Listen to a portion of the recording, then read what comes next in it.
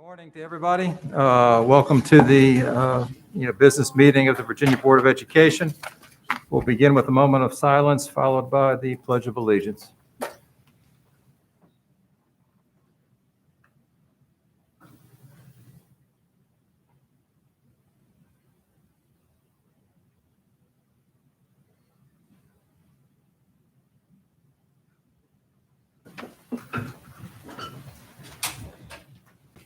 Allegiance to the flag of the United States of America and to the republic for which it stands, one nation, under God, indivisible, with liberty and justice for all.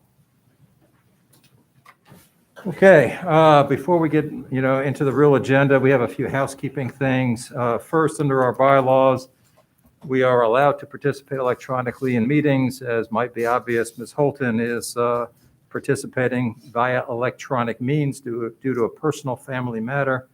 Again, the bylaws require that be approved. I have approved her electronic participation in today's meeting from Casanova, New York. So welcome, Ann, and thank you for joining us. Dr. Anderson and Mr. Swan are not able to join us. Have members of the board had an opportunity to review the minutes from the September 22 and 23 meetings of the board? If so, can I have a motion either to adopt them or to amend them? President Gecker, I move that the minutes from the September 22nd, 23rd, 2020-21 meetings be approved as presented. Thank you. Is there a second? Second. Thank you, Dr. Davis-Vaught. All in favor signify by saying aye. Aye. Any opposed? That carries. All right. It's been a long season with COVID and everything, and it's kind of nice to be back in person for actual recognitions and awards. Pretty exciting morning for us. First, we will do the recognition of the 2021 Presidential Award for Excellence in Mathematics and Science Teaching State Finalists. Dr. Davis-Vaught.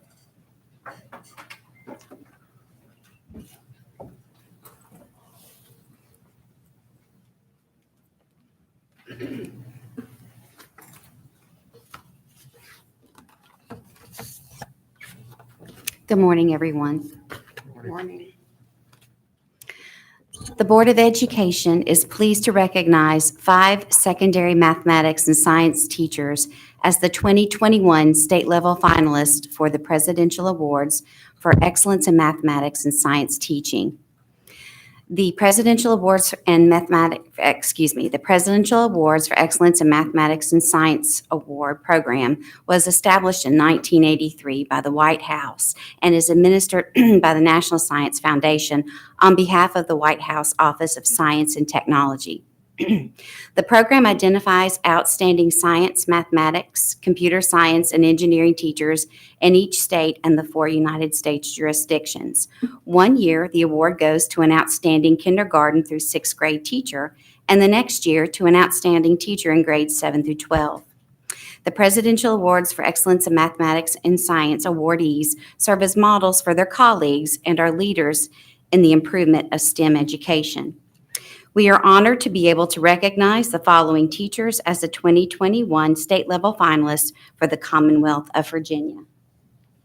Science finalists are Raymond Cotter. Raymond Cotter is an engineering teacher at William Fleming High School in Roanoke, Virginia. Raymond encourages a growth mindset that allows opportunities for students to critically think about the engineering process as they collaborate to complete relevant long-term projects that require both the application of STEM disciplines as well as all facets of project management. His involvement in both his school and in his community has allowed hundreds of students to access and experience real-world engineering resources, technologies, and people.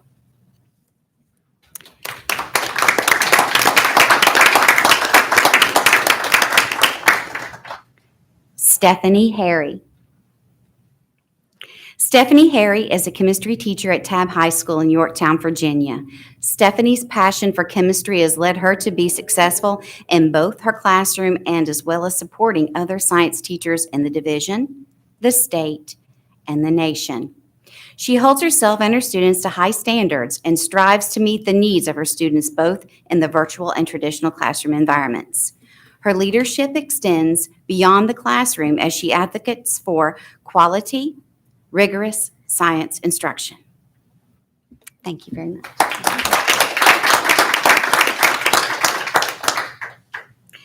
Mathematics finalists. Yvette Lee. Is she with us? Yvette Lee is a computer science teacher at John Randolph Tucker High School in Henrico County. Yvette embodies extensive knowledge, drive, and commitment to the profession and to her students. She is always seeking ways to enhance instruction. She searches out opportunities within as well as beyond her school to ensure that her students and the student body as a whole are prepared for the future. She has played a major role in increasing enrollment in computer science by encouraging students, especially females, to participate in computer science courses and events. She facilitates many of these opportunities herself as a way to ensure that her students take on leadership roles. Yvette values and encourages student understanding of cultural diversity. She founded and sponsors the East Asian Culture Club, which is open to all students interested in learning more about this culture. This club, joined by diverse clubs on campus, to host an international festival for the student body and the community.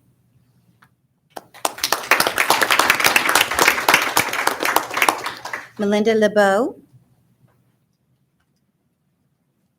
Melinda Lebeau teaches geometry and algebra 2 at Green Run Collegiate in Virginia Beach schools. Melinda's strong content and pedagogical knowledge supports her ability to meet the needs of each of her students. Her vast experiences as an elementary teacher, a high school teacher, and an elementary math specialist have empowered her to support student learning through the effective use of a variety of instructional methods and strategies. She has a passion for developing project-based learning experiences that bring together multiple disciplines and allow students to engage in authentic learning. If you get the chance, be sure to ask Melinda about her mini golf course project.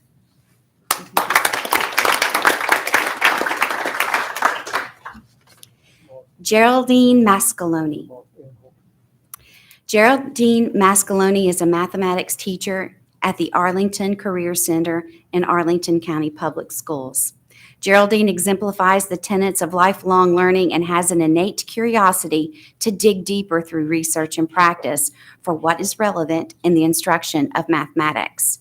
She understands that students who may begin the school year with limited formal education have the capacity to learn complex mathematical relationships when equipped with the tools to do so. She has a gift for knowing how to leverage the language of mathematics to help English language learners unlock the big ideas in mathematics. In addition, Geraldine is a leader in creating a culture of teacher-to-teacher learning within her school and at the state level. She collaborated most recently with colleagues to provide job-embedded professional development on research-based second language instructional strategies.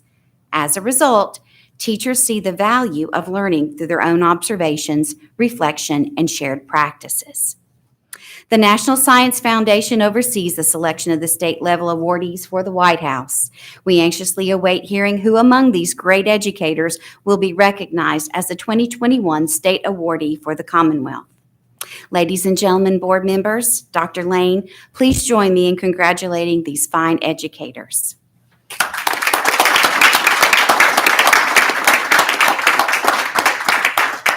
At this time, I would like to ask Raymond, Stephanie, and Melinda to join me at the podium to receive their certificate of recognition. I'd also like to mention that Yvette and Geraldine were not able to join us today due to staffing struggles inherent in many of our locations.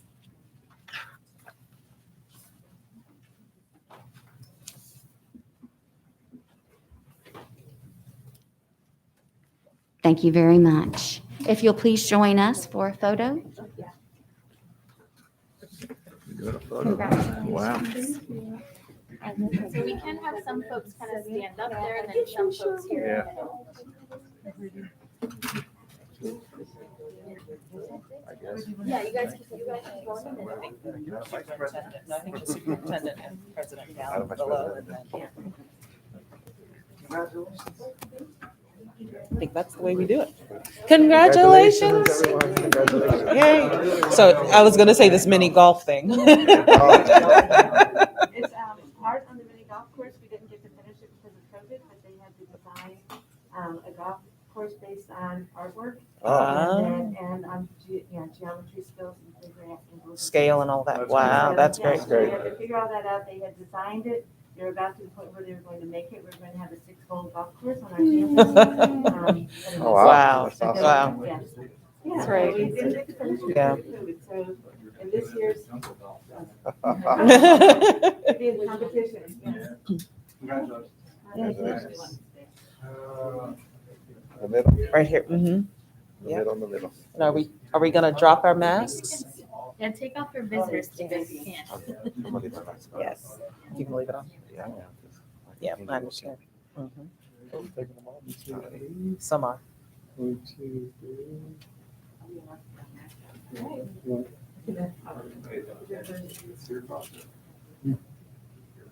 not doing it. All right. Well. I'm not. Okay. Okay, so let's do it with masks on. With masks on. Yeah. All right. Okay. That's right. Okay.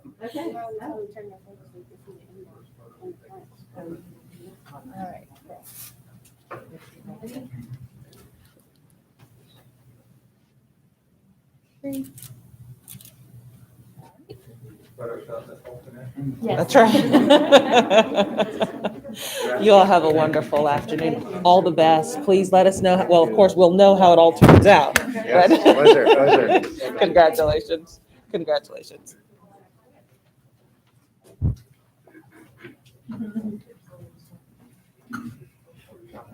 Yes.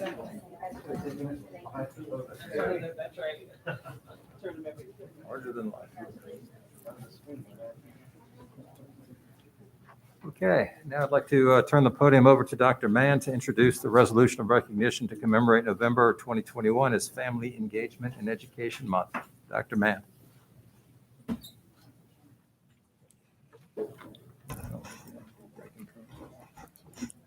Good morning. Thank you so much, President Gecker, Dr. Lane, and members of the board. This morning, the board is honored to proclaim November 2021 as Family Engagement and Education Month in the Commonwealth. The board often acknowledges the critical role families play in the education of our youth, especially our youngest learners.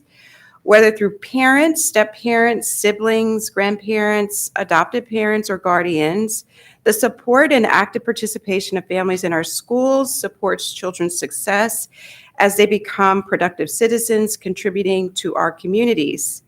The board believes that families and schools working together can create meaningful relationships that lead to significant gains in student outcomes. Families provide children's first learning experiences and ensure that learning is a process that extends well beyond the school doors. Over 30 years of research clearly indicates that all students achieve at higher levels when the home-school connection is strong. Research has shown that when schools and families are engaged in meaningful two-way communication and collaboration, students have more positive attitudes towards school, better attendance, higher achievement, and greater success in enrolling in post-secondary education.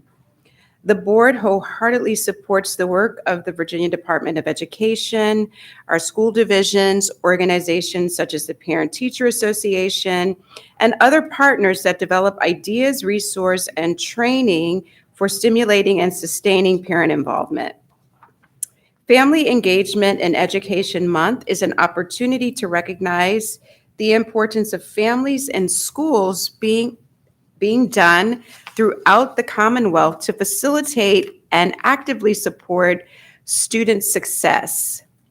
The Virginia Board of Education and the Virginia Department of Education strongly encourages local school officials to develop plans and policies that enhance family engagement in their children's schools, lives, and education community. With us this morning is Tracy Lee, VDOE Family Engagement Specialist, and Gloria Dalton, VDOE Parent Ombudsman. Thank you to both Tracy and Gloria for the work they do to support and guide families on a daily basis. And thank you to all of our education partners for their work to strengthen our families, our schools, and our communities through robust parent and family involvement. We appreciate all that you do. Thank you.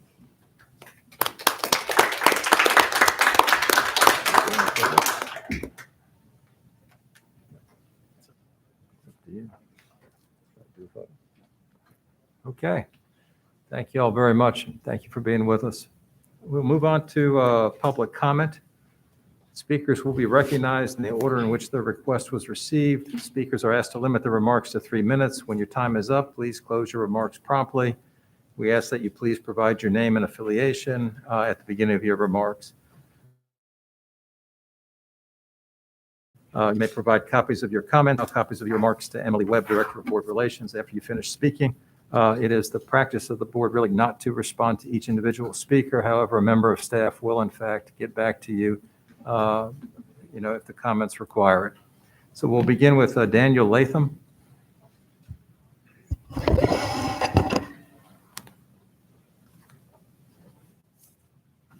Good morning. Good morning. How are y'all doing? My name is Daniel Latham. I'm from Spotsylvania County. I'm representing a group called EPIC, or Unmasked Spotsy Students. Really, I just want to get some stuff on the record and speak to you guys. Obviously, school boards have been spoken to all over the state, and you guys kind of have an influence on the school board, so we wanted to come and direct our comments to you. So I'm going to begin and get through this as quickly as I can. Critical theory, or as you're calling its teachings now, social emotional learning, is a highly damaging force to not only our society and culture, but also our children. I and many other parents reject any teachings that seek to assign value, worth, merit, or capability to a person's skin color. I believe that one of the smartest men to ever speak for equality was Dr. Martin Luther King.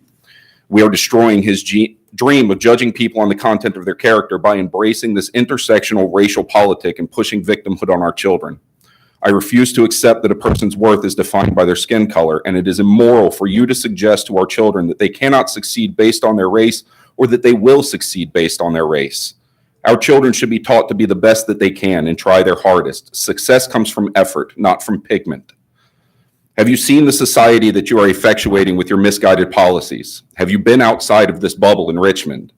Do you not see the conflict and strife brewing because of these teachings?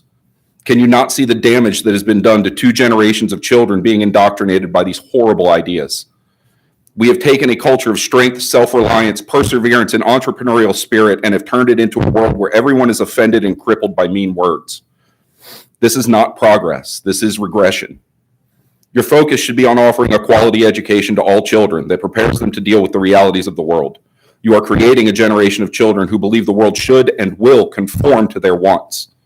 Instead of focusing on the skills that these children will need, such as reading, which we rank 9th out of 79 developed countries, and mathematics, we rank 31st out of 79 developed countries, and science, we rank 24th. But instead, we are focused on teaching children that they are disadvantaged or advantaged by the color of their skin. And this is a laughable concept on its face, as anyone who has looked at the data honestly will understand that it has little to do with skin color and a lot to do with economic situation. I find it difficult to accept that a group of highly credentialed people such as yourselves do not understand the consequences of these decisions. And yet here we are listening to the parents screaming at you to stop. An additional 21,000 parents pulled children from public school years leading into this year, with many more following suit after the September 15th deadline. In closing, I urge you to refocus on education you are providing and less on trying to teach our children morals and core values. That is the job of parents and not your place. Half of the state, and indeed half of the country, do not agree with the values that you espouse. We do not teach our children to be racially motivated and will not accept you trying to force this damaging worldview of hate on our children. If you choose to teach your children to be racist, that is your choice, but you do not get to force that on the rest of us. Thank you for your time. Thank you. Emily Klein.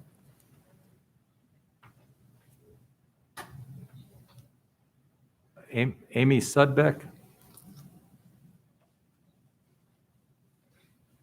I give you copies? Thank you.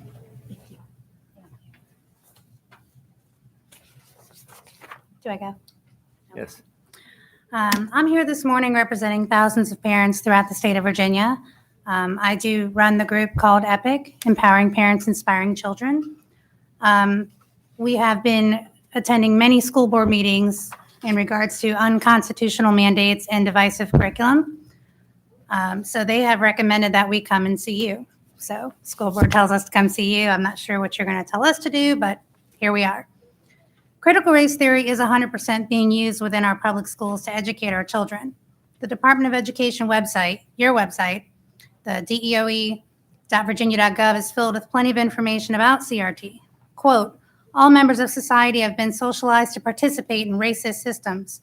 White people benefit from the racist regardless of intentions. This is from the author Robert DiAngelo's book titled White Fragility, and this is part of the curriculum that our teachers are required to go through for their licenses.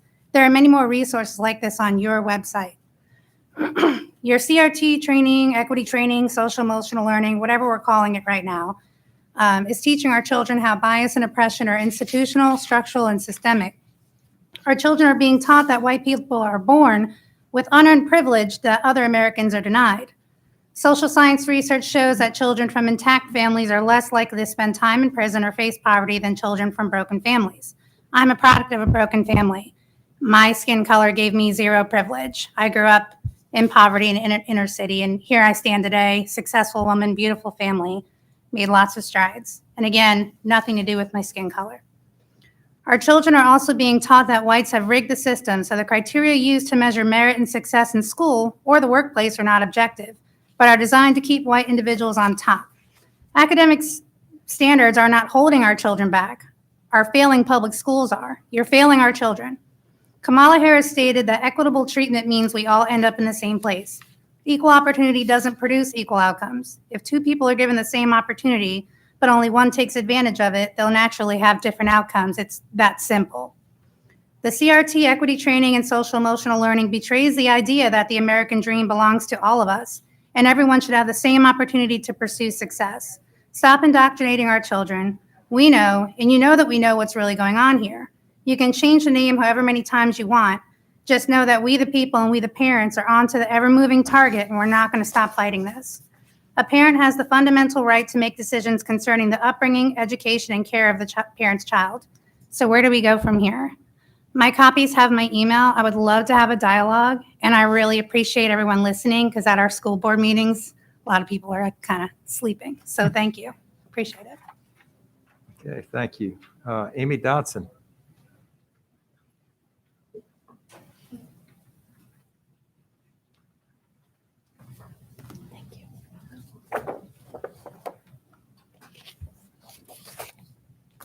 Is it okay if I take this off while I'm Yes, it sitting is. here? Okay, thank you. Good morning, Virginia Department of Education. My name is Amy Dodson. I'm a Chesterfield County resident with 2 children in high school. I know my time is limited, so I'm going to try and be organized and concise. There's 2 matters that I wish to discuss. The first item I want to discuss is the Comprehensive Long-Range Unified Plan. The edit states in part, Comprehensive Unified Long-Range School Plan shall identify and report student outcomes and shall include actions to improve the performance of all student groups to close achievement gaps. I want to voice my concern that this board will close achievement gaps by lowering the bar so that student groups meet requirements, which will simply hide disparity data so that the data appears equal, but only because the bar was lowered. I want to make sure that performance gaps are addressed, not by lowering the bar, but by maintaining high levels of expectations among our students and supporting those student groups who, for whatever reason, may have been unable to achieve certain performance standards, but not, for example, by eliminating honors programs, advanced diplomas, and class ranks. That's simply masking the problem. The second item I want to discuss is in regard to the mentor teaching program. I'm not a teacher, but my entire family is made up of teachers, as well as many of my friends. Every person on this board is extremely well educated. I have no doubt that your intentions are honorable. However, there's only one person on this board that is currently a teacher. Many have never been teachers or were teachers for a short stint decades ago as a stepping stone to becoming a dean or superintendent. While you work hard to implement new policies and procedures, I don't feel comfortable that this board is aware of the practical applications in the classroom of some of the policies that you put in place. Teacher retention was a problem long before COVID. Having a teaching mentor is a nice program, but I think one of the overarching issues directly related to teacher retention is the never-ending mandates issued upon teachers that add unbearable weight to their shoulders. I cannot begin to list all the responsibilities teachers are tasked with in this short time I'm given. Teachers lack the autonomy to make independent decisions in the classrooms to the students they know better than any of us and in the subjects that they are licensed to teach. The implementation of VDOE policies and procedures that directs every nuanced detail in the teaching profession is akin, in my mind, to the White House making decisions from a DC boardroom to a military regiment under fire in a different country on how to take a hill. I respectfully request that as new policies are discussed, you establish an outreach group with teachers statewide and reflective of a variety of teaching communities and grade levels, and accept their input onto the practical applications in their class. I thank you all for allowing me this time. I appreciate it. Thank you. Nancy DeFranco.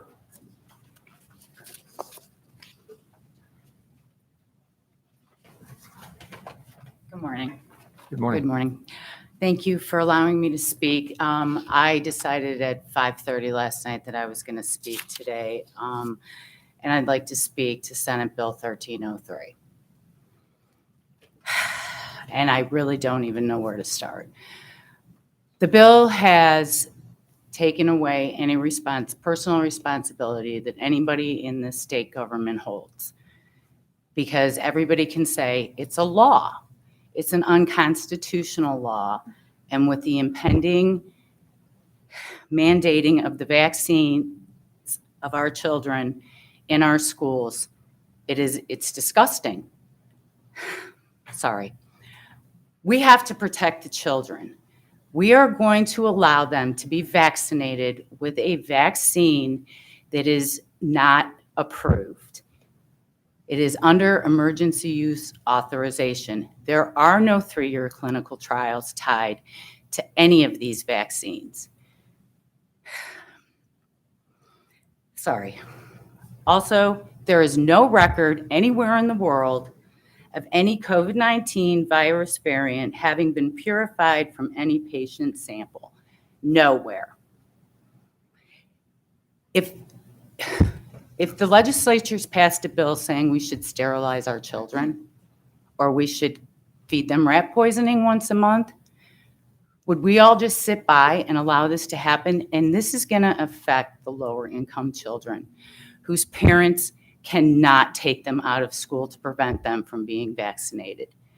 I just am appealing to your sense of humanity in protecting the children. That is our job as parents, grandparents, educators, and legislators, and nobody is standing up to this horrible, horrible law. Horrible law. It's one thing to put a child in a mask. It's another to inject their body with poison. Thank you. Thank you. We'll go back. Is Emily Klein here? And that covers in the list of people who signed up. Is there anybody in the audience who would like to speak to the board who did not sign up? You guys are going to need more chairs next time. Okay, thank you all. We'll close public comment. Thank you. Thank you. Thank you, guys.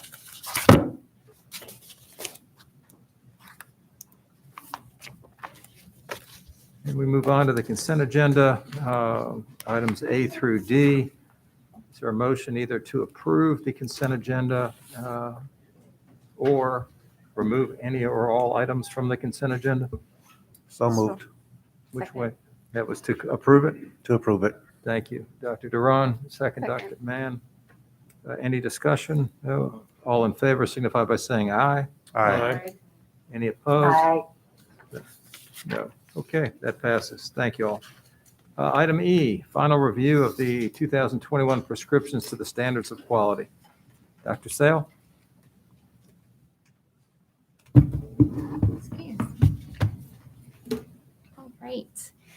Good morning, President Gecker, Vice President Wilson, members of the board, and Dr. Lane. It is my pleasure to be back in front of you this morning to present the final review of the 2021 prescriptions to the standards of quality. And I will start by quickly noting why we're here today, which is that the Constitution of Virginia does assign and task the Board of Education with a duty to prescribe the standards of quality, which really serves as a foundation for our public education system, both programmatically and in terms of financial support from the state. The code provides a little bit more specificity for our timeline for review, which does enumerate that we need to provide the review cycle in odd number years.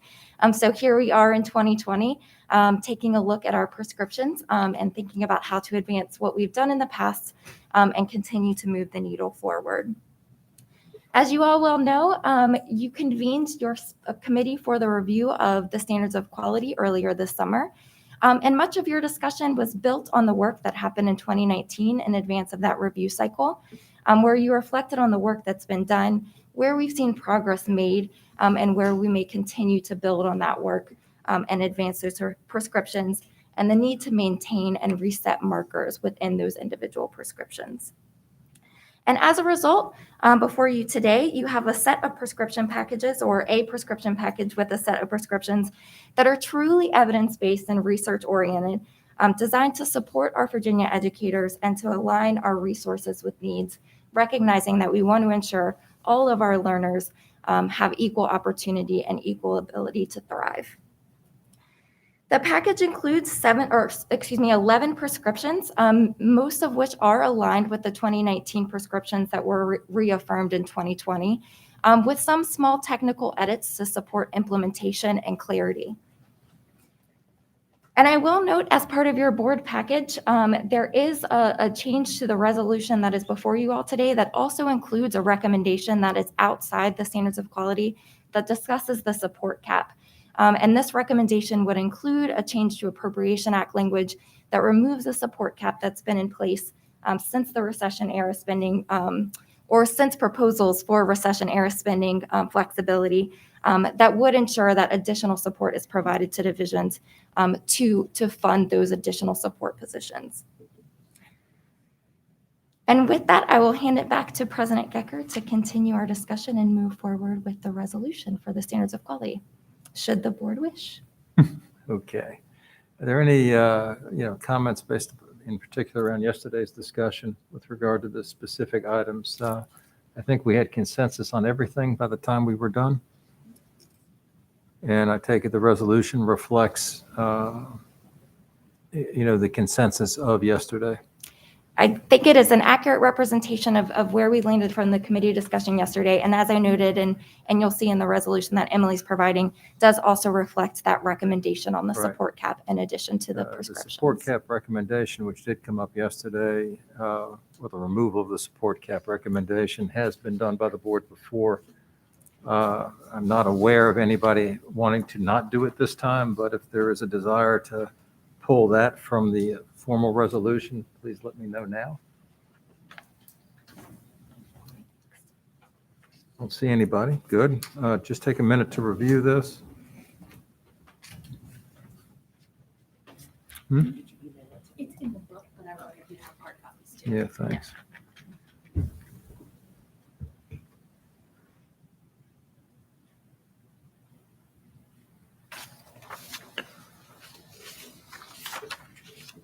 Mr. Gecker, Dr. Robertson. could you call attention to the additional language or the deletion of the language regarding the support cap? I just want to make sure I'm focused on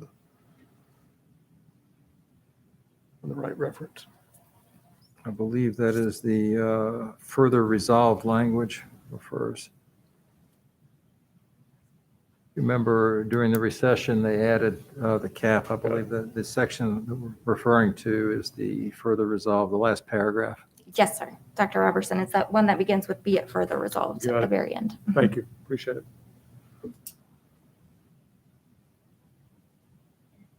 Okay, has everybody had a chance to review this? All right. As you all know, I consider this to be the most important function of this board. We slowly but surely are making progress in gaining traction, both in the legislature as well as in the mind of the public. So be happy to entertain a motion to pass this resolution, once again prescribing standards of quality for the public schools in Virginia, as well as requesting that the support cap be removed. So moved, Mr. President. Thank you, Dr. Duran. Is there a second? Second. All in favor signify by saying aye. Aye. Any opposed? That carries. Thank you all very much. All right, first review of the proposed stage of the regulatory action to amend the regulations establishing standards for the accreditation of public schools in Virginia. Dr. Sale. Good morning. And I believe I'm actually going to allow Dr. Wilson to begin this discussion for us today. Thank you, President Gecker and Dr. Sale. I am actually representing Dr. Pexton this morning, and so we'll be reading some remarks that she has provided. On behalf of the special committee to review the standards of accreditation, I'm pleased on Dr. Pexton's behalf to provide a brief overview today of our work over the past 15 months. And strap in, because we've done a lot of work over the last 15 months. Our committee's work began in June of 2020.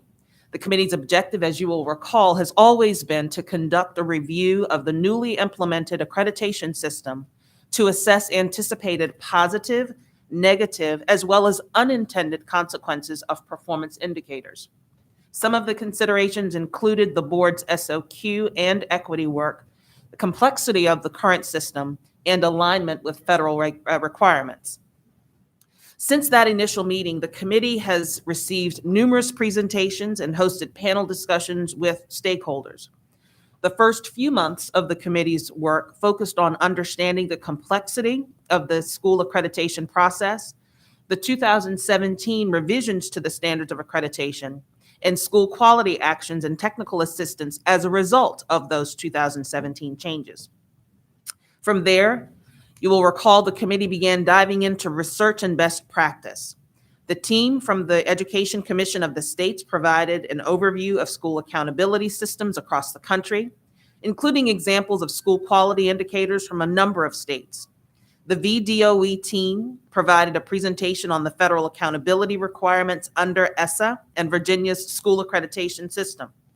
The presentation allowed us to dive deeper into how Virginia meets the federal accountability requirements and better understand the differences between our accreditation system and federal accountability. Last fall, the committee hosted panel discussions with stakeholder groups to receive their feedback on the positive, negative, and unintended consequences of the 2017 SOA revisions. We heard from superintendents and principals, the Virginia Education Association, Virginia School Board Association, the Virginia PTA, Virginia ASCD, the Virginia School Counselors Association, and the Accreditation Task Force. The insight each of those groups provided into school accreditation and policies and practices that have changed in the field because of those revisions was incredibly helpful for us to hear. In early 2021, the committee received an update on the College Career and Civic Readiness Index indicator, an update on growth measures used in school accreditation calculations, and an update on the definition and supports for students with limited and/or interrupted formal education. This was an area of particular interest to the committee and one where we are making a specific recommendation for change. In March 2021, the committee was delighted to be joined by members of the African American Superintendents Advisory Council, who provided a report and recommendations that helped inform the committee's equity work on the SOA revisions.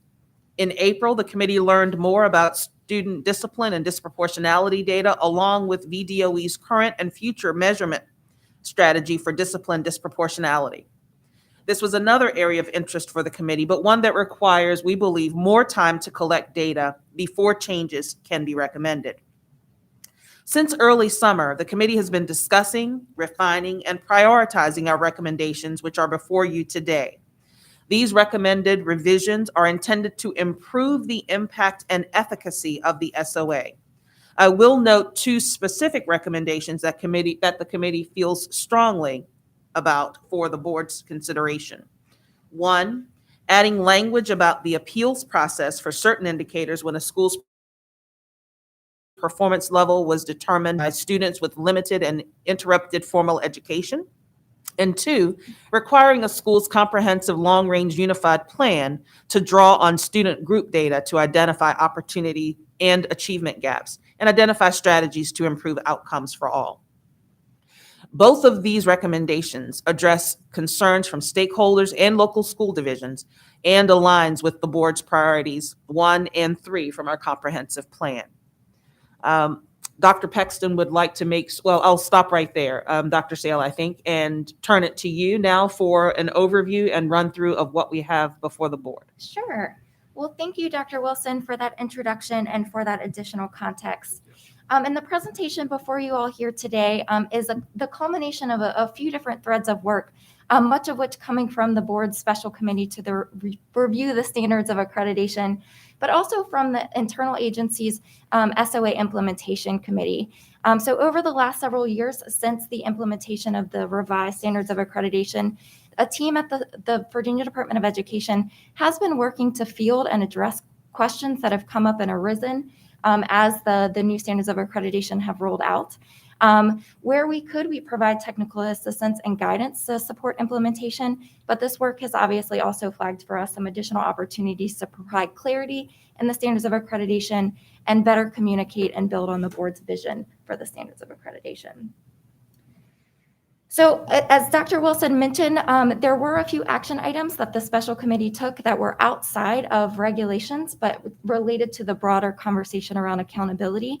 But because this action does coincide with a formal regulatory motion for the board, this presentation here today will focus on those that did have an impact on standards of accreditation language. I will jump right in, and just as the SOA is divided into individual parts, I will start here with part 3, which we know is one of the substantive and meaty parts of our standards of accreditation, and addresses a range of expectations, including graduation requirements, assessments, grade promotion, remediation, as well as how we assimilate our transfer students into the public education system in Virginia.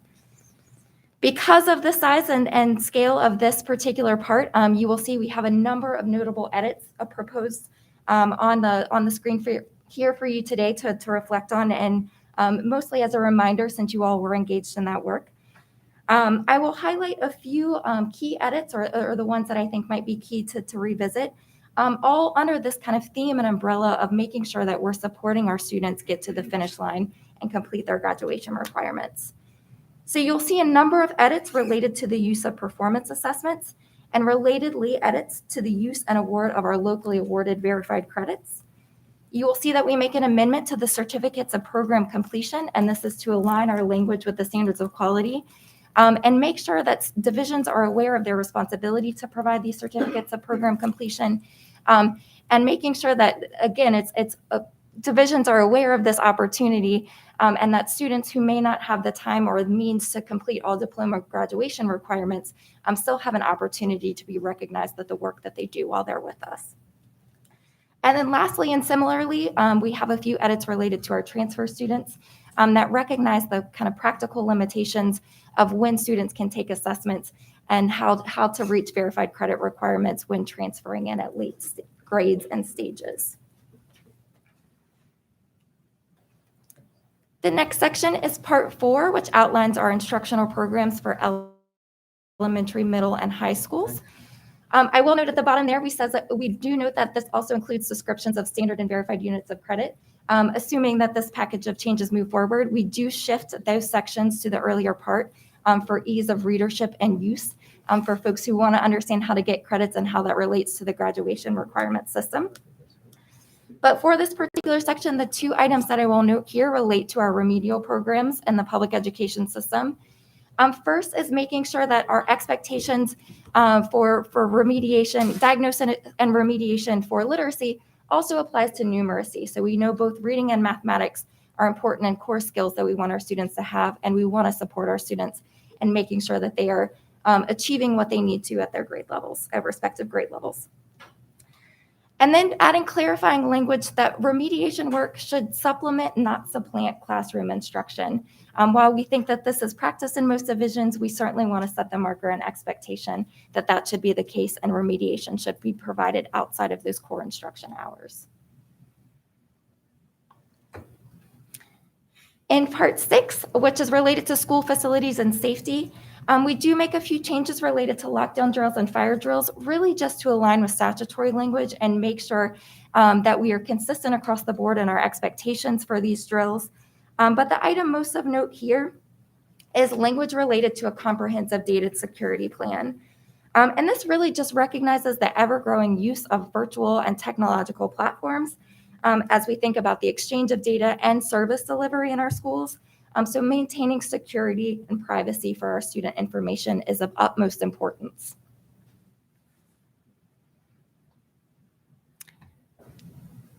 And then lastly, in part 8, which establishes our accreditation model and talks about school quality and how we support continuous improvement in our schools, we made a number of edits.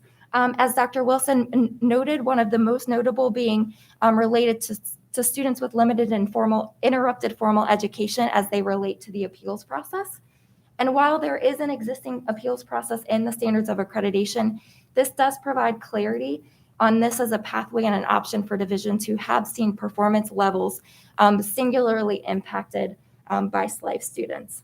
So it's a way for us to support both SLIFE students and support divisions who are supporting SLIFE students.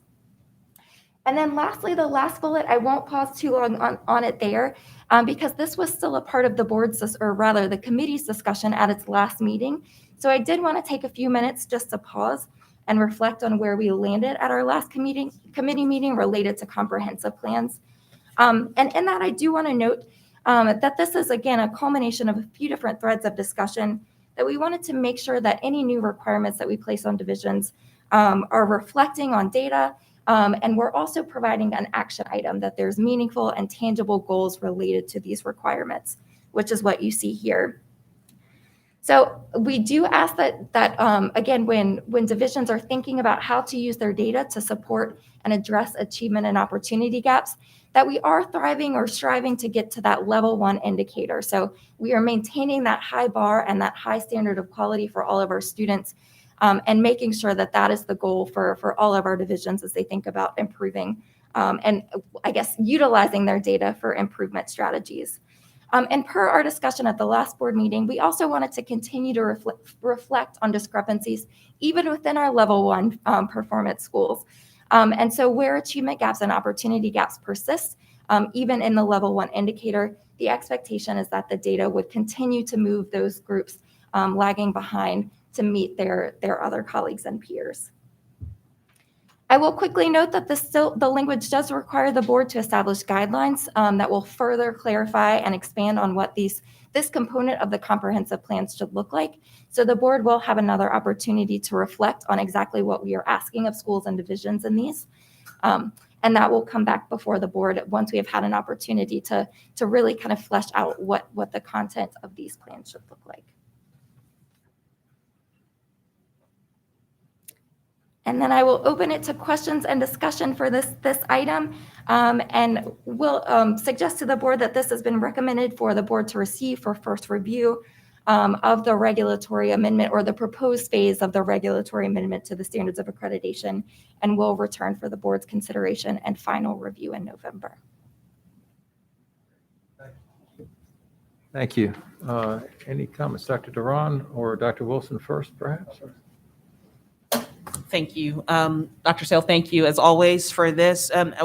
Just a note that I would mention here, particularly as it relates to comprehensive plans, knowing that there is an opportunity for us to come back to this and flesh out what those guidelines are. Mm-hmm. And reflecting on the comments, for example, that we heard this morning about the potential implication that as we are thinking about unified long-range school plans, that somehow we are leaving out this notion of continuing to move all students forward, and that it's an either-or proposition, that we seem to be setting up an either-or proposition.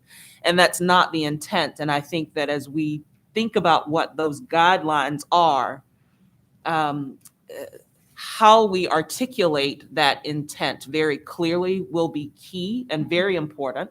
And, even sometimes it's even the order of things, right? The order of what we say that can have a huge impact on the understanding of the intent. So I'll just put that out there as something that I think as a board, we need to be really thoughtful about. Dr. Duran. Thank you. Well, I'll start with that. So I appreciate the revised language because I think it does help by putting the "and" in there. And it also speaks to what we talked about at the last meeting, the concern about the achievement gap and the level 1. So thank you for that and your work in making sure that happens. And I hope for the public or anyone listening, that's a real distinct decision we made last time to really be clear that it wasn't just about getting to level 1, because you could get to level 1 and then still have some achievement gaps that you would see. And we did not want that to be the end all and the goal. The goal is that all students are successful, and that success would come in closing gaps. So appreciate that. One quick question, just mostly for the public, for clarity and for others to be clear on part 8 for the SLIFE appeals process. Can you just talk a little bit more? Because we've talked quite some time about this, and I appreciate all the work we've gotten, but I would just like for the record, what is that going to look like? I mean, I'm aware of this, but I just want for the record, what is that going to look like? What does that mean for divisions and our responsibility as the board when it comes to us? A little bit more just for everyone's clarity, because that is a big change, and it's a change I'm so happy we're making. So I just want to spend a little bit more time putting that into the record for this discussion today. Absolutely. And again, I will just highlight that as we thought about how we might better support our students with limited and interrupted formal education, we did think about that in kind of a multi-pronged approach. A piece of that being the certificates of program completion, recognizing that our students who are joining us late in their public education career may not be able to complete all of the diploma requirements, and again, should be recognized for the work that they are able to complete while they're with us. And of course, divisions should also receive credit for providing that support to divisions. Additionally, there's a data component. So as we have a comprehensive and standard definition of SLIFE students, we can better understand who the student population is, where they are, and how they're being served. And this all, I think, lends itself to the appeals process, which you're inquiring about, Dr. Duran, which leverages and uses existing infrastructure and the standards of accreditation that school divisions can, or school boards can bring in front of the board appeals to their performance level indicators based on their ratings and accreditation. While there's flexibility in this appeals process already, we understand that it's been understood that how SLIFE students have factored in to the accreditation model and how that translates to viability of appeals hasn't really given it motion or I guess the right avenue for school divisions who are supporting large populations of these students. So with school divisions, when they recognize that SLIFE students were singularly responsible for a change in performance level indicators, so would have been level 1 had they not a significant population of SLIFE students, and now we're level 2, they would be able to bring that data and information to the board for you all to consider an appeal. As part of this appeals process, they would have to demonstrate to us that they are providing support to these students and have certificates of program completion available to these students. So while it is a relief gauge for school divisions, it is also an opportunity to hold them accountable and making sure that they're not shirking their responsibilities to still serve these students in the best way possible. And then, of course, the language does require that the board grant this appeal should the school division indeed bring all of the required information and evidence needed to be considered. Perfect. Thank you. That the last part is really what I wanted to be clear on the record, because as many of you know, I was wanting to have some more stronger language in around not having an appeal, but the fact that the appeal process where I'm comfortable with leaving it in as an appeal is because the two components you just stated at the end. One, that allows the board the opportunity to really look deeply to see what supports are in place for students. And that's really going to be a critical part of the conversation in my mind, and requirement for school divisions to show what they're doing to support SLIFE students. But then at the end, it is a requirement that the appeal does get approved by the board if that's in place. Mm-hmm. And so that's the part I think that I feel comfortable with. And there's also a time limit that we put in there about how long, and they would have to still come back. I think it was 3 years. Yes. Is that correct? And I will go back to the language. I believe that's correct. But it does require that the board approve the appeals for a certain number of years. And then allows the board to have discretion in those appeal processes. And again, just making sure that divisions are regularly holding themselves accountable to you all and how they're And I serving. think that's an important part as well, to have continuing come back within 3 years so that the board, future boards can make sure that our students are being served.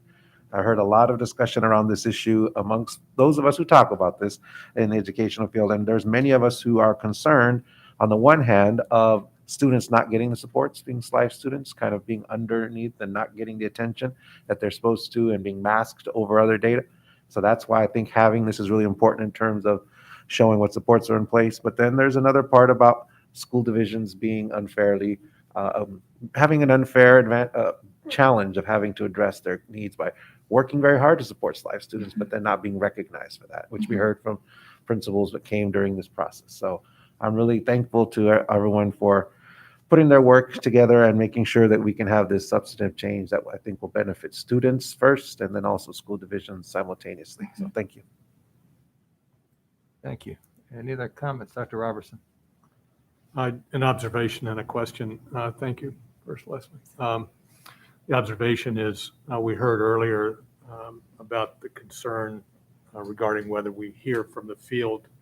I think what we have here in terms of the revisions and then the processes for appeals and what Dr. Duran just said about how we heard from folks before we brought forward these suggestions for recommendations. I think this is very clear evidence of how indeed the field has helped direct the work of the board. The question I have pertains to part 6.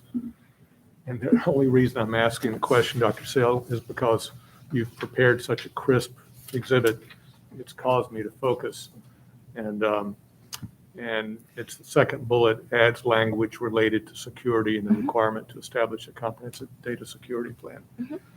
I recognize that the data that schools collect largely represent data that is state-driven. And of course, it's owned locally and it's also important to the state. I'm curious if there's been discussion, I don't know that it's within any of these requirements we're talking about here. Has there been discussion about the requirement of cyber insurance locally to protect state data? Is that a conversation that came up at any point along the way? You may not be aware of that from an accreditation perspective, but perhaps from a management perspective. We know that when one has been attacked through a cyber attack, it's very debilitating, shuts things down and exposes sensitive data to the bad actors in a way that can obviously compromise FERPA requirements. I don't know if the notion of cyber insurance is something that's ever come up during these conversations. Thanks for the question. I'll answer that one on behalf of the department. I actually have the language up, and I was going to read the second paragraph to you. It does not speak specifically to insurance, so that is something that we could look at. Because that has a mandated cost, I need to think a little bit about that one. But the way we wrote it, I think reads in a way that almost makes it impossible to implement the plan without insurance. Right. And so it says the plan shall minimally describe policies for cyber risk management, right, including disaster recovery and resiliency. So I don't know how you're going to do recovery without insurance, really, but incident response and breach notification, again, the insurance companies help with that. And then the rest of it's more preventative: review and audit, security awareness training, data retention, data sharing. So in any event, I haven't looked at what the code section says in terms of what's required in the plans at 22.1-20.2. I'll look that up in a minute, but open to your judgment if you want to put a mandate on the board or on the school boards there. But with the cost impact, I think that the language at least drives home the need to be very comprehensive, and I think insurance would help with that. And that, thank you, Dr. Lane. That's how I perceived it too when I read that paragraph. Cyber insurance is very, very, very expensive. And I don't know if one day it may behoove the state to take a look at providing certain levels of coverage for all school systems, since this is state data which is being protected. I just raised the question to get the discussion started, not to make any revision to what's before us right now. Thank you. And one other thought is that it may even be something we come back to standards of quality in a year, and then it would be a state funding requirement that way. So something to think about there. Thank you. Anybody else? No? James, you want to talk about this issue or? Thank you. This one actually is an addition to the comment that Dr. Wilson was making in response to one of the comments we received from public comment. The public comment suggested that the language may have some school divisions thinking about lowering standards for some students.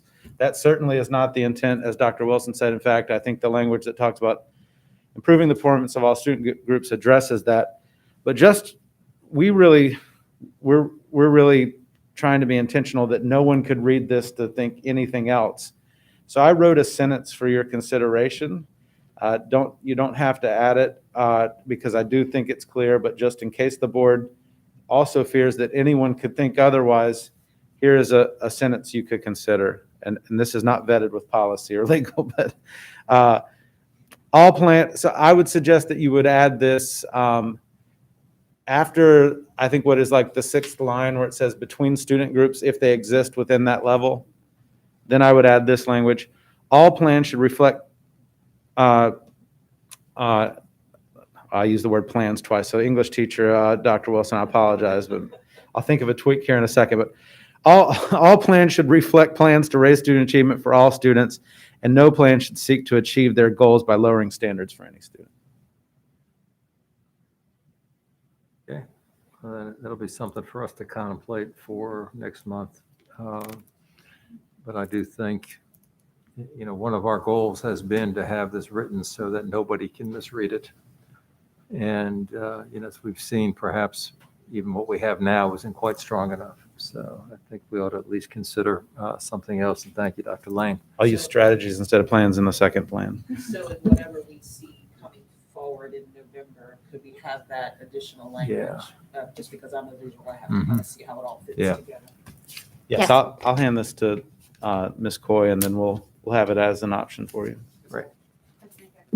Yes. These are such important issues, and I really appreciate that and the active listening that we are really attending to concerns in ways that truly reflect where the board stands and what the board believes about the importance of ensuring that indeed standards are high and we are providing opportunities for all students to succeed. I really appreciate that in the course of that active listening process, we have a way to reflect our commitment to such beliefs. So thank you for that. Yeah, thank you. Ms. Holton, did you have a comment or question? Thank you. Yes, on that additional language, I don't frankly think it's necessary, but I don't object to it if others think it helps. I think it's already clear both in this provision and throughout.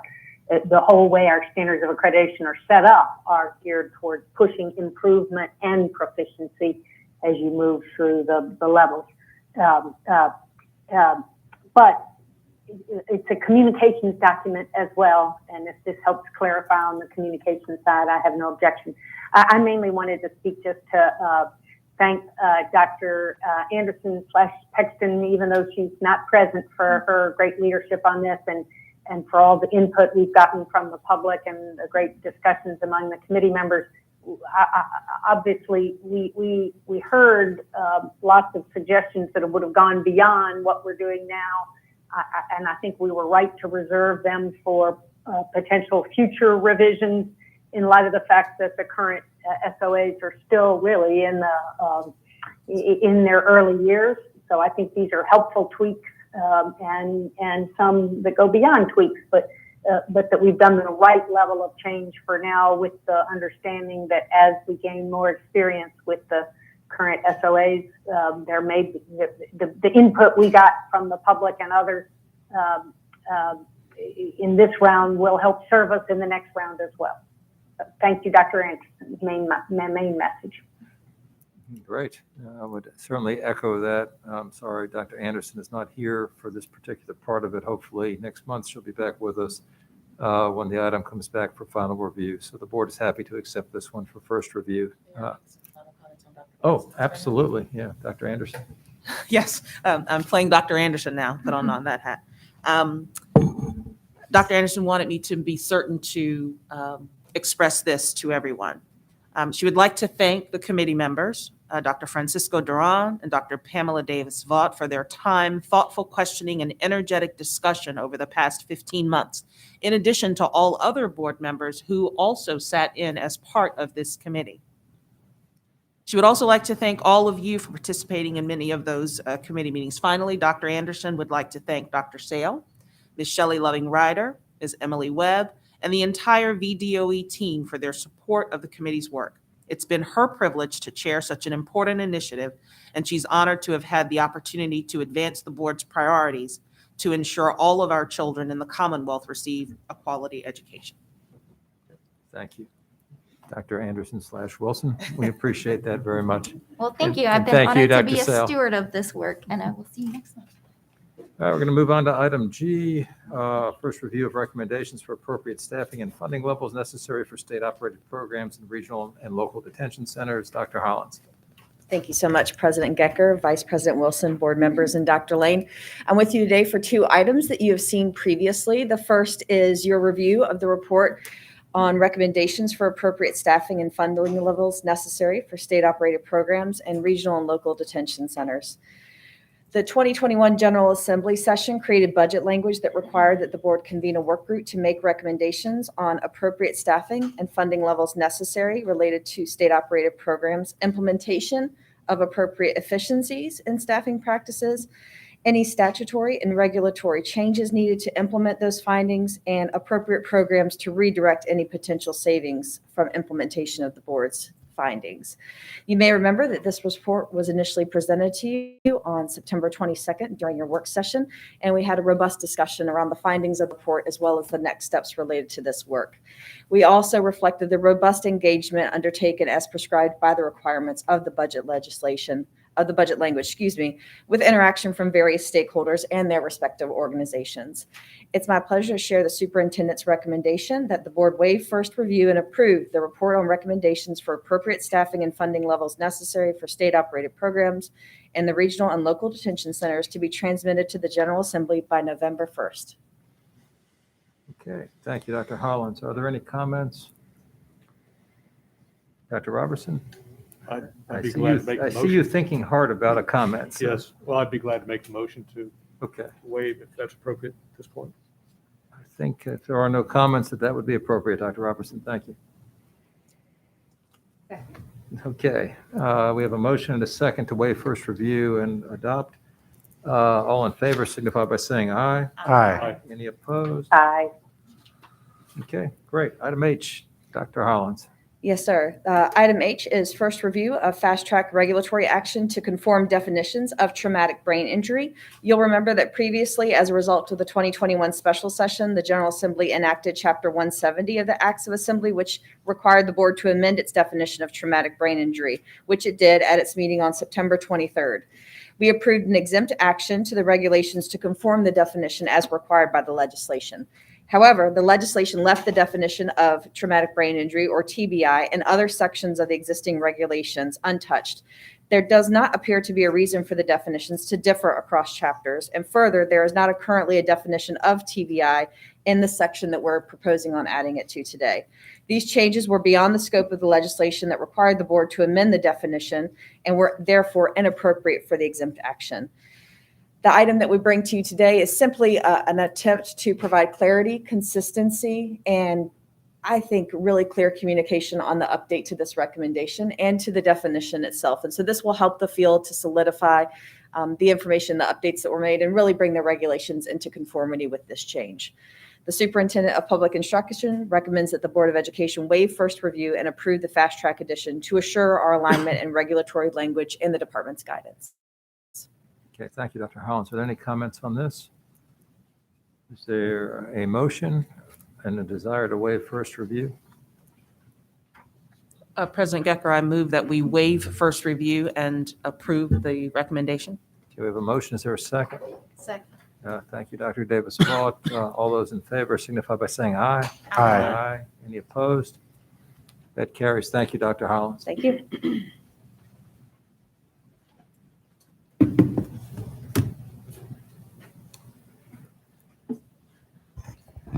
Good morning. Good morning. We move on to item I, first review of the Board of Education's 2021 annual report on the conditions and needs of public schools in Virginia. Ms. Webb.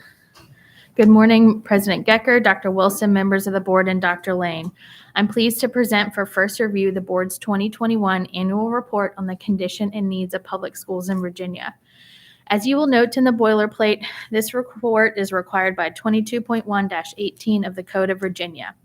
This code section outlines the requirements for the report, including the current standards of quality, information on student and parent choice, including charter school, governor's schools, and virtual school options, as well as a report on the reports that local school divisions are required to submit to the state or federal government. I will note that some of these reports are in the process of being finalized, so you do not see them in the appendices of this first draft, but they will be included for final review. The annual report presents the needs of public education, an update on the board's work over the past year, and provides an overview of student achievement. Much of the report focuses on the impact of the COVID-19 pandemic on our schools and students and the priorities discussed at your September board meeting. The priority sections of the report include information on return to in-person learning, enrollment impacts, staffing challenges, unfinished learning, student mental health, digital equity, and education funding. The report highlights the board's work on the standards of quality, the comprehensive review to the SOA, early childhood care and education, and other key items from the past year. Any changes discussed during yesterday's work session have not been made in this draft, but will be made in advance of the November meeting and final review.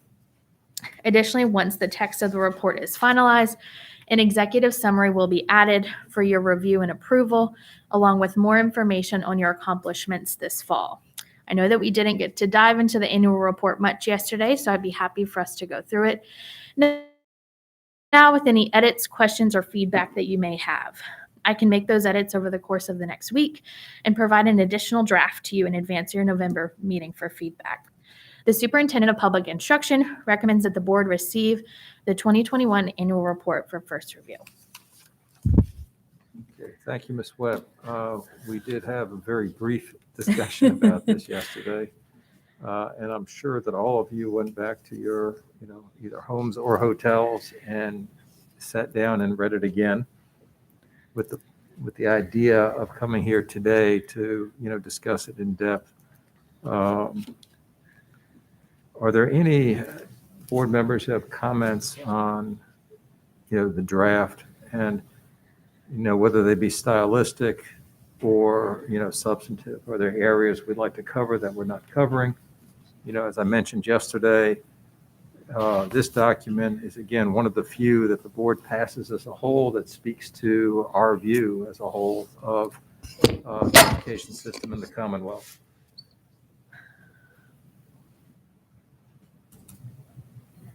I'm not seeing anybody jumping at this.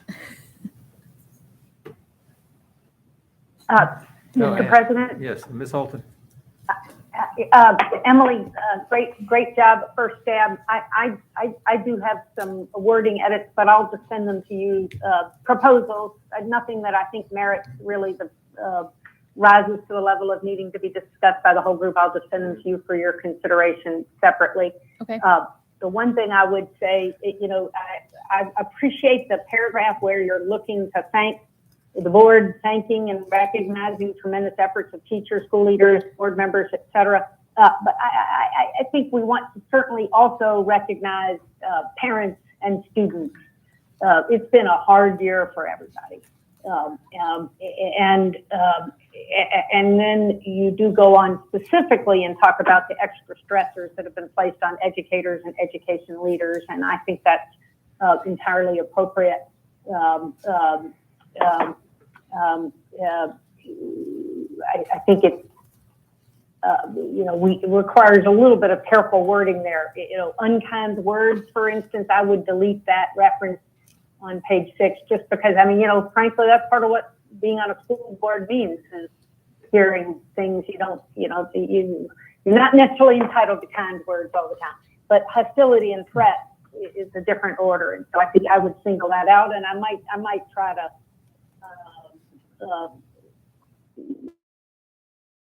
narrow it down a little bit, because the vast majority of the public have been understanding and cooperative, and so But anyway, I'll send you some wording suggestions on it for what it's worth. But my spirit of it would be to include parents and students, because obviously they've borne huge burdens here and have, by and large, everybody has stepped up to the plate to work to make an almost impossible situation work. Absolutely. Happy to receive those. Anybody else, Dr. Mann? Yes, I indicated yesterday that I'll be sharing some additional comments, but in hearing Ms. Colton's comments and just thinking about the broader context in which we find ourselves situated, I do wonder to what extent is there some acknowledgement of just the realities around what tensions that exist in the context of education today, and our awareness of that and what that calls for as we think about how we safeguard the importance of not wanting to see children underserved in the context of some of the tensions that are just real, they're present. How do we acknowledge those things? Because they're not likely to simply go away. And I think the worry around acknowledging our awareness of them and where there are opportunities to address them within the local context, given the authority challenges that exist in how public education is structured in the Commonwealth, feels important. I realize that that has its pros and cons, but at the same time, I wonder if we should struggle a bit with that in the context of talking about the conditions component of where education is situated today.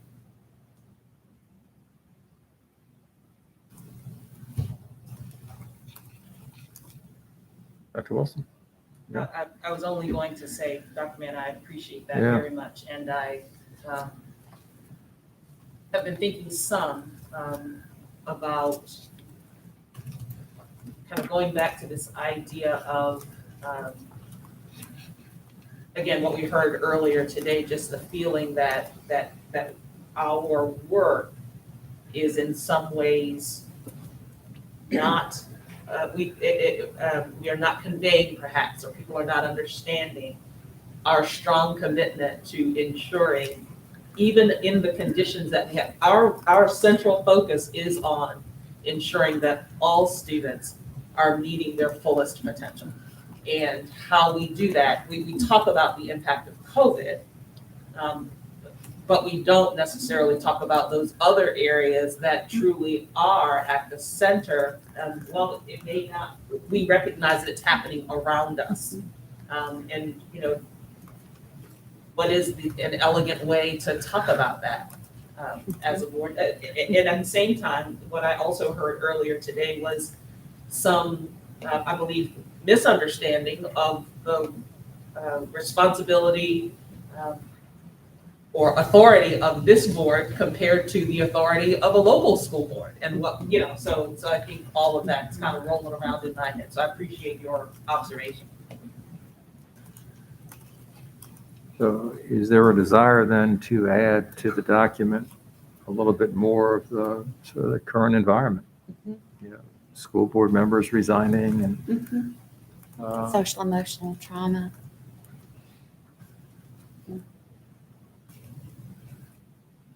I think we may add something, that fleshes out a little more fully our view of the current environment and its impact on the ability to deliver, an appropriate education for our children. And Mr. Decker, I'm sorry, Yeah, no. so perhaps a way to get at that is to simply acknowledge, but then to reaffirm this board's focus. I am a little hesitant, I guess, to get too far into into commentary. And I'm not certain kind of what that might look like. But maybe an acknowledgement. We know this is happening, but our focus is, and I don't know, Dan, what that looks like. You're a better writer than I am on this kind of thing. No, you're the English teacher. But it does seem to me that and it's something that James and I have noted as we've dealt with the schools under MOU, occasionally, or more than occasionally, the leadership matters. And when the leadership, through the school board and through the school superintendent and on down is impacted by external events, it does impact the ability to, the schools themselves to function. I mean, I think that's a fair comment to make, in light of where we are. How much we highlighted, I think, is, a different issue. And also, as you began to talk about, sort of the various roles that the bodies play is not well understood. And, sometimes, the separation and the local control facilitates better things. And sometimes the separation and local control may, operate against the ability to provide a uniform quality education throughout the state. And, I don't know how far we want to go into that, but, certainly this year reporting on the needs and conditions, it would be fair, I think, to at least make some reference to the difficulties that we have in the school buildings because of the conflict outside the school buildings. Ms. Holton? Mr. President? Yes. So I wonder if it actually would be helpful to put in a little bit more specific, particularly about school board and school board meetings. I mean, I think we could acknowledge that, the public has had strong input about many issues during the pandemic, and that's not surprising. And we could acknowledge that we regularly hear from the public here at our board, but that the public has been civil and appropriate. Evidence, for instance, today we heard from a number of members of the public with contrary views, but everybody was polite and appropriate in how they expressed their opinions. But that has not been uniformly the case across the Commonwealth at school board meetings. And I think it may be worth pointing out a handful of those, school board meetings have been disrupted to the extent that they were not able to continue with the people's business. School board members have received threats of physical harm. If I'm right, Emily, I've just got newspaper knowledge of that. So maybe it's, we don't want to say anything that we aren't comfortable with the accuracy of, but if it might be worth citing that while the debate has been generally robust and appropriate, there have been instances that have been over the line, and that we recognize this is a significant, that school board members are public servants, mostly parents, just trying to do the right thing in difficult times, and it calls to the attention of the General Assembly the fact that there have been instances that have been over the line. Maybe that is worth an extra paragraph.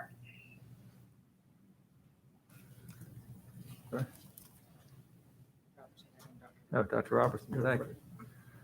Well, I was just going to observe that Emily has done a great job of capturing the staffing challenges,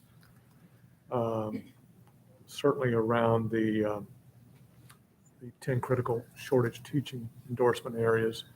And of course, we sit in a position in which we are most close to the SOQ and SOA, but if we wanted to offer some commentary about staffing challenges that we clearly are aware of across the Commonwealth, there are many other challenges that are occurring that are not SOQ and SOA related.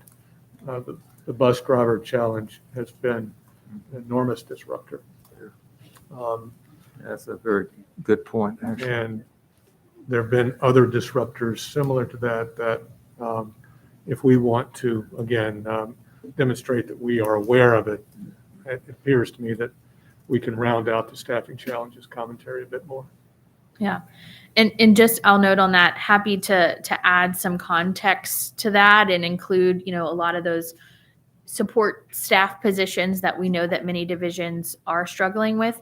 I will say it will need to be more anecdotal evidence because we won't have that actual data collection till December that I mentioned yesterday, but happy to add some anecdotal, and maybe even see if VAS has done some kind of informal surveys of superintendents to better understand, where those needs are. Dr. Duran, then May Ms. I? Holton. No, go ahead. If it's on that topic, Ms. Holton, I'll defer. Mine was slightly connected, but go ahead. I Well, defer to you. mine's following up on Dr. Robertson, so I'll thank you.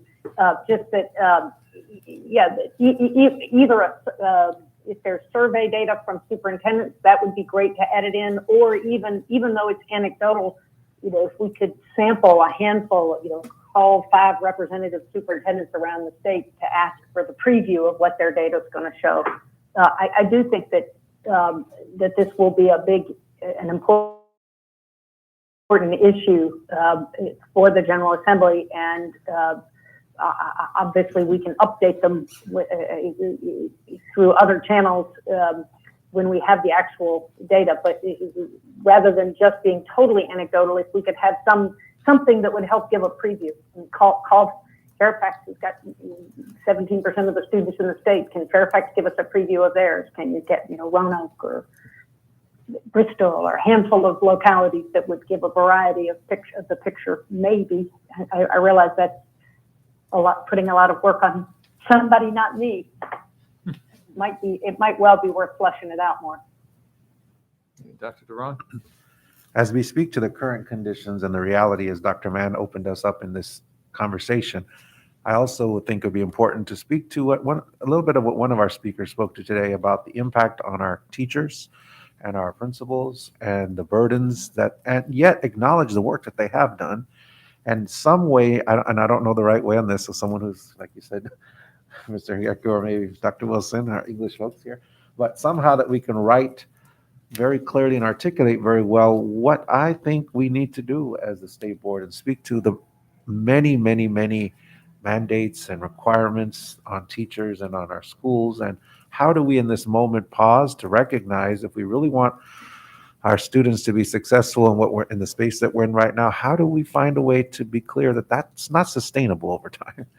It's not sustainable to continue to have more and more requirements, new initiatives, new this, new that. How do we better focus and go deeper on the priorities that we've outlined and listed in a way that's not going to be cumbersome? And I don't know the best way to write what I'm saying, so I'm just some acknowledgement and clarity and real putting it down in black and white that we as a state board understand that this is a reality and a challenge for our teachers and our principals, and it's not sustainable, and what can we do to help them through that?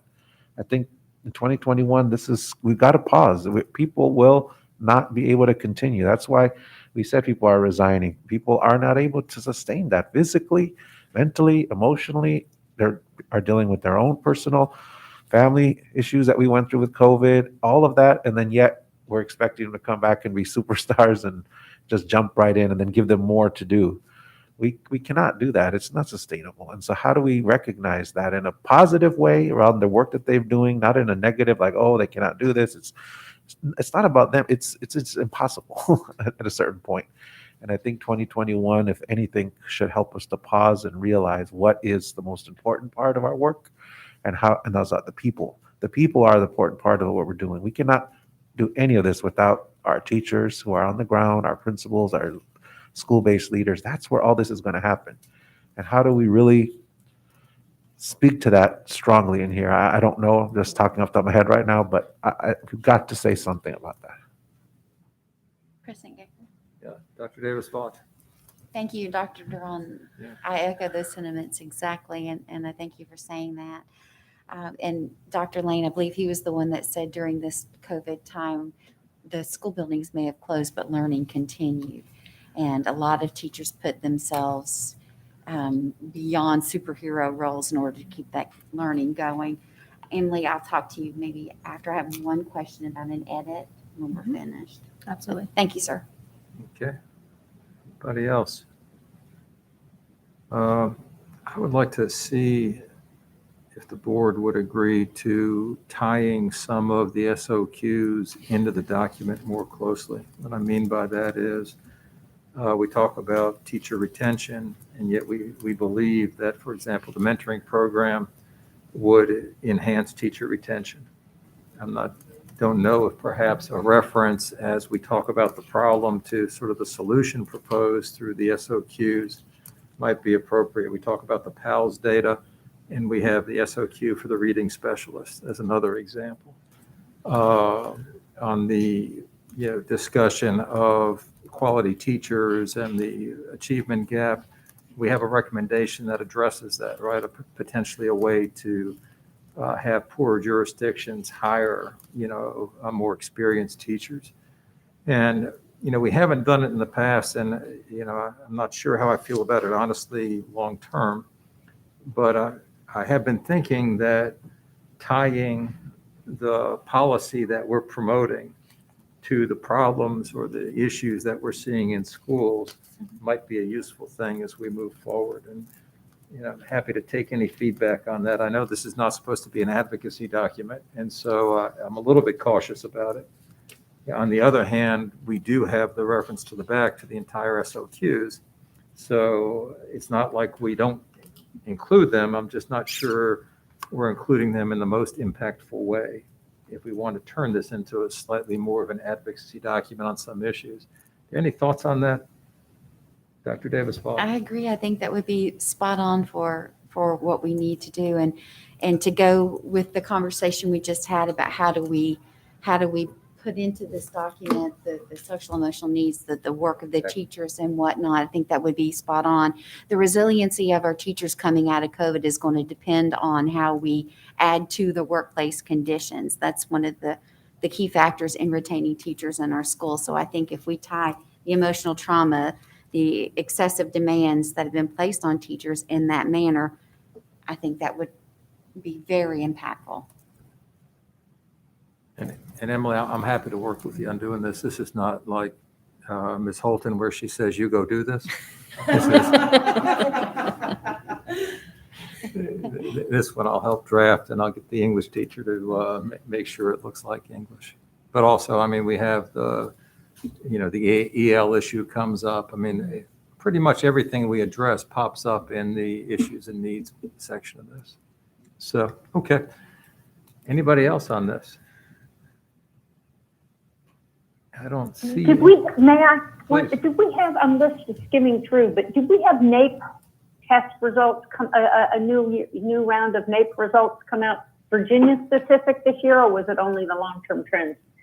And I saw the 19 and results. if so, is that addressed here? I'm not seeing it. I think, and Dr. Lane can probably correct me, I think 19 is the last year of data that we have.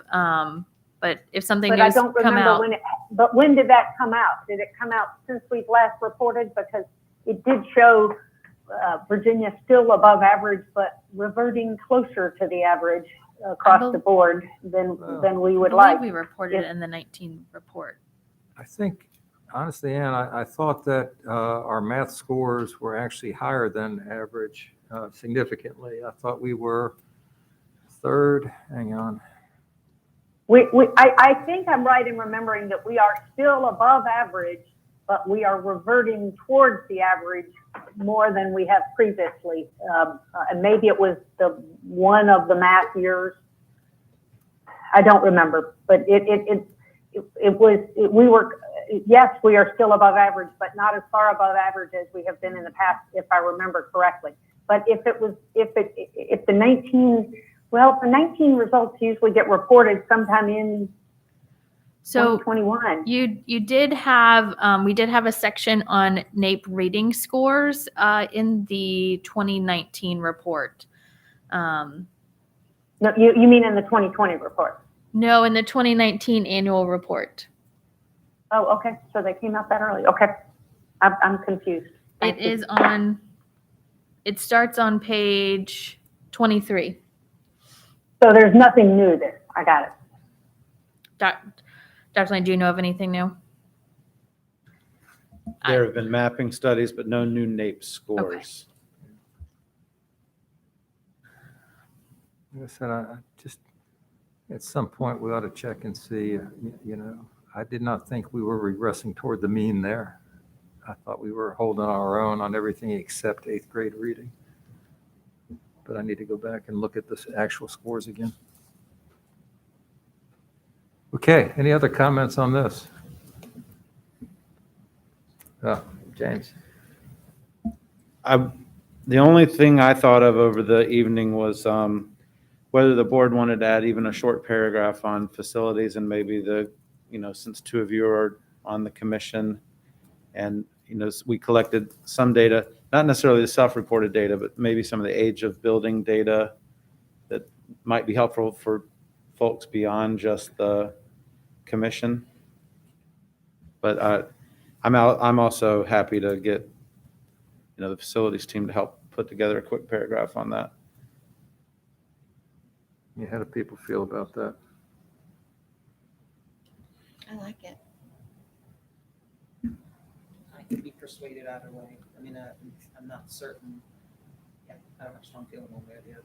President Gecker. Well, I would think, I'm sorry, President Gecker, if we're going to talk about the conditions, and we're going to talk about the environmental, that if there are very important substantive thoughts to be shared around the physical conditions of buildings, given that they also impact the experience, what it feels like to be there from a learning perspective. And I think the General Assembly is going to be thoughtful on this topic over the next year. So you may want to just offer your thoughts on it. Mr. President, I think that the superintendent has, as I've noted in a number of different settings, been very, very effective in presenting the current condition of Virginia's school facilities, both at the Commission on School Construction and Modernization and then in other settings. And it would appear to me that the more that we can encapsulate that information in a way which notes that we are aware and on top of it or concerned about it is appropriate. Okay, I think that's fine. I think we need to be careful though not to report data that we're not sure of in that regard. I mean, because we independently have not gone, and we are relying on a lot of self-reported data right now. I'll try to stick to just some of the age data and things that we can validate. That's fine. All right, anybody else? If not, I think we have a plan then, Emily, and thank you so much for what you're doing here. And the board will accept on first review the annual report. We have the written reports and discussion of current issues. I know Dr. Wilson. Thank you, President Gecker. I just wanted to acknowledge with members of the board that I had the opportunity, the honor really, to attend the announcement of the Virginia Teacher of the Year last week on October 14th. And there also in the audience was Dr. Robertson and Mr. Schwan. It was a wonderful evening and opportunity for me to introduce our 8 regional representatives. And there are a few things that struck me. Among the 8 representatives, 3 of them are veterans. 4 of them have backgrounds in science, technology, and or mathematics. And 2 of them have some experience and expertise around bilingual ESL education. And so I thought that was a really nice mix of expertise around the table, and we were around the grounds, I should say. And to recognize Ms. Daphne Folsom from Region 2 as our state's Teacher of the Year was really, really wonderful. And in her remarks, she was incredibly excited, as you can imagine. But the one thing that she said, and that she did, is she said, I told my kids, my kiddos, that I would call their names. And she spoke every one of their names, not just to call the roll, but she spoke to them. Hi, name. That was powerful and I think quite indicative of the kind of educator that she is. She is a teacher in Chesapeake Public Schools. at Portlock Elementary, I believe. So thank you all for the opportunity to represent you all in that moment. And I just wanted to acknowledge what a great evening it was. Great, thank you. Dr. Davis-Vaught. President Gecker, Emily, recently on October the 10th, there was a publication called the Cardinal News that published an opinion piece titled "Virginia Has the Ability to Fix Our Crumbling Schools. Do We Have the Will?" And then the byline says, using a fund originally intended for school construction, Virginia has spent 33 times more on teacher retirements over the past 6 years than on construction. So I'd like to ask the department for a little more context on this data, if at all possible.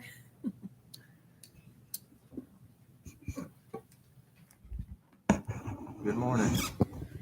Good morning, President Gecker, Dr. Lane, members of the board. My name is Ed Lanz. I'm the Director of Budget here at the department. Dr. Davis-Vaught, we talked a little briefly about this, and I wanted to bring to your attention, there was a letter written to the governor as well as the money committees. It was published on July 27th, 2021, and it specifically addressed the literary fund and ways that the literary fund or recommendations for the use of literary fund dollars. And I'm not going to read the report. I have forwarded it to Emily so that she can distribute it to members of the board. But there are six topics discussed on in the report. They indicate a prioritization of loans for construction purposes, and as we all know, there's in Chapter 552 there's about $83 million in literary funds that are currently appropriated for teacher retirement. I think last year it was about 140 million, but that was a recommendation in the report. There was another recommendation to increase the maximum loan size. Currently, the maximum loan size is $7.5 million. One of the recommendations in that letter was increase it as high as 25 million, maybe to really to recognize the increase in school construction costs. There's the loan rate, the interest rate attached to loans is typically it's set by virtue of the local composite index. There's a recommendation here to maybe make an adjustment there. There's language recommending the removal of maybe some legacy projects that could be sitting on the first priority waiting list as late, I think as old as November of 2008. I think it goes back. The reality of the situation, there are a couple other items on here, but the reality of the situation is that in recent times, the VPSA pooled bond program has been able to provide a more attractive, market-driven interest rate. So school divisions will go on to the first priority waiting list and then transfer over to the pooled bond program. That's the reality of what's going on right now. And the letter to the governor and the General Assembly does offer some recommendations that could make the literary fund a little more attractive for school construction loans. Thank you. Thank you, sir. Okay, anybody else? Any comments? Ms. Holton. Thanks. I had two questions that one is on the report we received today on the MOUs. I'd just like to ask that at some future meeting, we maybe an oral report from your school improvement staff, Dr. Lane, is the easiest way to answer my questions. But the reports themselves, as I saw them, were very process-oriented and did not give me any overall sense of how the divisions are doing. What are some accomplishments that have come from the corrective action process? What are some of the continuing difficulties, either in terms of ultimate student outcomes or even in terms of some of the intermediary things? I know we heard, for instance, this week that Petersburg has had some progress on the special ed teacher hiring, but none of that, the reports are so process oriented that you don't get any feel for what's going well and what's not, and what are the real focus for the next year. The recommendation sections for the next year was all basically identical for each group, and it wasn't able to for each division. It didn't give me any feel for what are the real next priorities for those divisions. So maybe that's just me. Maybe I can get a one-on-one report, or maybe if others are interested, we could have the school improvement folks give us a more narrative, or maybe we do need to ask that the divisions come before us for I hate to put more on them since we know how busy they are on so many things right now, but maybe at some point we want to exercise our prerogative to ask them to come and speak to us in person.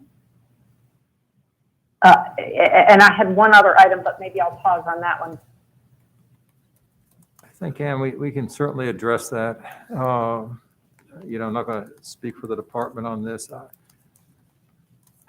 I'm a little bit concerned about the concept of, having them here to discuss, success, because, honestly, one of the things, and I've been going to those meetings now for a few years, 4 years, I guess, of these meetings. And, what the department tries to accomplish is to put in place the structure that allows for success in the schools. And, it's a long process, and I don't want folks to feel the pressure of having to come up with sort of short-term accomplishments on what is, in fact, a long-term process-oriented fix.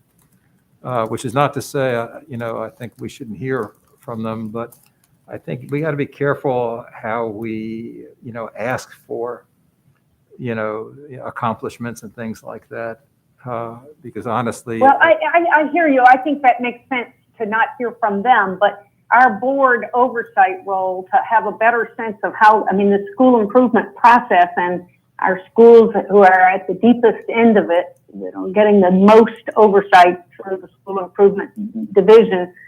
I feel like to exercise our oversight role better, you and Dr. Lane do the individual meetings, but it would be wonderful if we could all have a little better sense of how's it going, and maybe just a report from school improvement on all of them. Do we feel like the improvement process is working its purpose? And with some reference to what's going on in individual districts. As I say, we know that, the Petersburg people did appear not too long ago and talk to us about their teacher retention efforts. How's that going? We talked, I don't remember whether we talked in a board meeting or offline about the Richmond School Board's need to adopt a procedures manual for their school board. I think they've done it. Did it meet the requirements, et cetera? Just some sort of highlights of, again, what's going well, what are some of the ongoing challenges, what are the focus for next year, how is the school improvement office have the capacity to be working with this many divisions effectively? I think that's all fine. But again, to me, that all speaks to the process we're going through, as opposed to highlighting, short-term accomplishments that may or, be within the divisions themselves. And I think we can speak to the process and how it, plays out differently in each of the MOU jurisdictions, because there is a difference in receptiveness. There is a difference in where they are along the continuum of, getting the curriculum aligned to the standards. It's clear if you look at Petersburg, how much leadership matters, right? We're I don't think it's unfair to say, very happy with the leadership of the superintendent down in Petersburg and what she's doing there, and how, James, I don't want to speak for you, and I don't know if you want to mention this, but I'll do it anyway. James went down and was very impressed with what's going on in the classroom, which is really a reflection of the process changes that have been made at the superintendent's level and carried on down into the individual schools. I think that's a fair thing to say. And no, I'm not resisting having a report on it at all. I just want to be careful about what we're looking for and what we consider to be success. because, sometimes the short-term goals really are governance goals. And, I think we need to recognize that some of the process changes will not result in, test score improvements, for a longer period of time than perhaps any of us would really like to see. This is a long, slow slog through how to improve a fairly significant system. Totally get that, but I'm not talking test scores. And frankly, right now we haven't, we've got a hole essentially for 2 years worth of test scores anyway, or at least Right. 1 year of a hole and 1 year of very low participation. So, but some of the interim measures, like how are we doing on our teacher shortages, and recognizing the pandemic may have made all of those more challenging, but even just the high level, are the divisions cooperating with the state, and is that process working as intended? And maybe they can do it without calling out individual divisions, but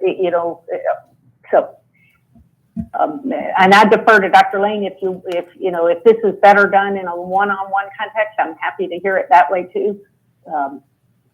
But I feel like for our oversight role, this is some of the most important work the department is doing. We have made some changes to that system over time, and that we should be continuing to monitor how it's doing. Yeah, certainly we can put some more information together for you, and we'll do so. A couple of things there was a lot of discussion there, and so I won't try to hit on every point verbally right now, but the one thing that I would say is that the department does not have the capacity to do what we need to do with these school divisions, which is why we've asked for additional funding, and we made a report to you about that in the fall already. Well, I guess late summer. And then the other thing that I would say is I think our divisions would share that every issue across the board is more tenuous than it was pre-pandemic. Shortages are worse, facility conditions are worse, teacher morale. I mean, everything is being driven likely by the pandemic, which is why we were really careful not to try to tie outcomes. And I know you weren't talking about test scores, but we were really careful not to try to tie outcomes to their progress right now, because we will tie outcomes to their progress, of course, at the end of this year with accreditation. But during those years where the conditions were so different in these communities, and they were not in person in a lot of our MOU school divisions for a majority of the time, we were careful there. But we do have some celebrations, Richmond's graduation rate, a couple other things that we can talk about. I will also say even some of those celebrations were hesitant to celebrate too much because of the flexibility that we provided in the pandemic. And so, but in any event, yes, we'll absolutely provide some more detail. And if I may, just to be clear, when I say that I thought the reports were more process focused, I don't mean that. I actually do think process is important, but what the report gave us was not a lot of information on it was maybe so generic. So for instance, yeah, I hear you. We may not, ultimate student outcomes may not be the right thing to be talking about, but and when I hear you say, Dr. Lane, that we don't have the capacity to do it right, my understanding is we don't have the capacity to do it right with all of the divisions that need it, but I thought we did have the setup where we were giving these MOU divisions what they needed, and are we feeling like our interventions are working as intended? So even though all of those challenges are worse, is the ongoing interaction between your staff and the division serving its intended purpose? Are they helping deal with even when problems are all exacerbated? Is it a process that's helping facilitate the local divisions addressing those crises, or is it are there things about the process that suggest that we should be doing something differently? So I hope maybe that helped clarify my question. Yeah, we'll provide some information there, and I can explain the context of why additional staff to support the broader school improvement program will open up more capacity for us to support MOU school districts. But if you look at our plan for our most targeted school divisions, I don't have it memorized, but we get into those school divisions probably with a broad team, what, Leah, 4 or 6 times a year? Yeah, she's shaking her head, yes. That's not enough. I mean, that's not enough. We have ramped up our efforts by creating some liaison positions with retired superintendents doing some additional support. But if you really wanted to put the framework in place that could help these school divisions turn around, and you look at what other states are doing in those type of organizations, it's vastly more than we're funded to do. And maybe that's the message I mainly need to hear. And I hear you've done some reporting to us on that, but maybe to think about that in terms of the impact on the actual ongoing LMU processes.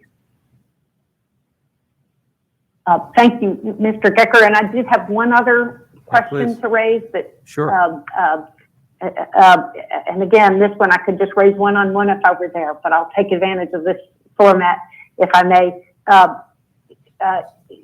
The growth measures on our testing now that we are doing SOL per the latest legislative change in fall and spring. I think I'm right this year. It's just fall and spring, and maybe next year fall, middle of the year and spring. Are we? I'm forgetting whether you've told us. Are we able to now use those fall to spring growth measures in the in our indicators for accreditation? Will that happen right away, or is that a future step? Can you ask the specific? Are you asking about how we will rate schools at the end of the year in the accreditation model?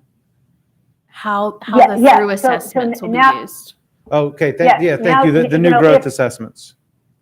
If a student improves from fall to spring on third grade reading, is that going to count as a check mark in the numerator for accreditation this year? Yes, the board gave us authority to do what we're calling a pick best scenario. So we're going to measure growth fall to spring, and we're going to measure growth spring to spring. And if students make growth in either one of those analyses, they will be included in the combined rate in a positive way.